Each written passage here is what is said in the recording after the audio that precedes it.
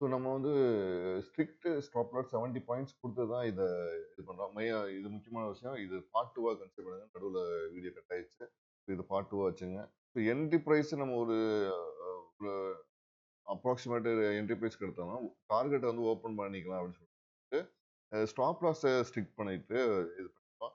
அந்த மூவ்மெண்ட்ல தான் இதெல்லாம் எப்படி மூவ் ஆகுதா ஓகேங்களா?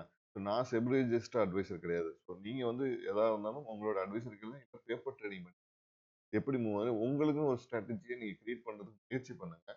யார் டிப்ஸ் கொடுக்குறாங்க அது கொடுக்குறாங்களா நீங்க எது பண்ணுங்க. எனக்கு அந்த மாதிரி டிப்ஸ்லாம் நான் யாரும் கொடுத்ததில்ல. யாரோட இது பண்றதில்ல. மெயினா அந்த காசனை நீங்க வந்து பார்த்து ஏன்னா ஆப்ஷன் பையர்ஸ் எப்படியா இருந்தாலும் லாஸ் பண்ணுவாங்கன்னு ஒவ்வொரு தடவையும் நமக்கு வந்து ஆப் ஓப்பன் பண்ணும்போது சொல்லிட்டே இருக்காங்க.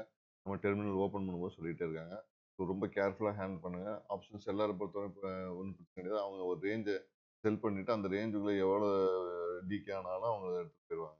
ஆனால் ஆப்ஷன் பையர்ஸ்க்கு வந்து இங்க வாங்கி இங்க விற்கிறது, இங்க வாங்கி இங்க விற்கிறது, இங்க வாங்கி இங்க வைக்கிறதுன்னு ஒரு ஒரு ஜிக்ஸாக்லயே வாழ்ந்து ஓவர் ட்ரேடிங் ஆகி ஸோ ஓவர் ட்ரேடிங் லாஸ் ஆயிடுவாங்க. ஓவர் ட்ரேடிங்னாவே நமக்கு நம்மளுடைய காசு மட்டும் இல்ல, நம்ம லாஸ் ஆகுறது மட்டும் இல்ல, அது இல்லாம நம்ம புரோக்கரேஜ் குடுக்குறோம், டாக்ஸஸ் குடுக்குறோம். ஸோ அதிலேயே பாதி போகுது. 60% நம்ம லாஸ் பண்ணோம்னா 40% நம்ம வந்து மத்த சார்ஜஸ் குடுத்துட்டு இருக்கோம்.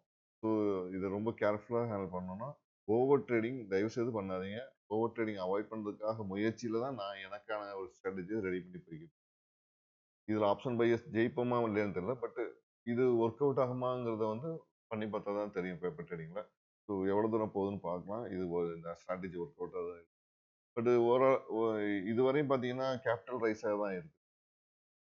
ஸோ கேபிட்டல பொறுத்தவரையும் நீங்க பார்த்தீங்கன்னா, கேபிட்டல பொறுத்தவரையும் நான் ரூ. 25,000 போட்டுட்டு இது ரன் பண்ணேன். ஸோ 25,000 பேப்பர் ட்ரேடிங்ல. ரூ. 25,000 பண்ணிட்டு இத பண்ணா எப்படி இருக்குன்னு நம்ம பண்ணி பார்த்தோம். ஸோ ஆல்மோஸ்ட் இப்போ கேபிட்டல்னு பார்த்தீங்கன்னா 40,000 ரூபாய்க்கு வந்துச்சு. ரூ. 25,000 வந்து ரூ. 40,000 வரையும் வர்றது மாதிரி தோணுது. பட் இன்னும் லாஸஸ் எப்போ ஹிட் ஆகும்னு தெரியல. அப்பதான் தெரியும் இதோடைய கண்டிஷன் இப்போ எப்படி மூவ் ஆகுது. ஓகேங்களா? ஸோ இதுவரையும் ப்ராஃபிட் இருக்க மாதிரி தெரியுது. பட் எப்போ வந்து லாஸஸ் வருதோ, அப்போ நம்ம வந்து ஓவரால் பர்ச்சேஸ் பண்ணும்போது நமக்கு தெரியும். இது ப்ராஃபிட்டா இல்லையா அப்படின்னு சொல்லிட்டு. ஸோ இந்த இயர் எண்ட்ல தான் தெரியும். நம்ம ஒரு பேங்க் வட்டி மாதிரி 1 இயர் கழிச்சு எவ்வளோ பெர்சன்டேஜ் வருதுன்னு தெரியும். ஸோ இது வந்து என்னுடைய ஓபிஎம் மெத்தட் படி இந்த கால்குலேஷன் எடுத்திருக்கிறேன். ஸோ இந்த வீடியோ உங்களுக்கு பிடிச்சிருந்தா லைக் பண்ணுங்க, கமெண்ட் பண்ணுங்க, ஷேர் பண்ணுங்க, மறந்துடாம சப்ஸ்கிரைப் பண்ணுங்க.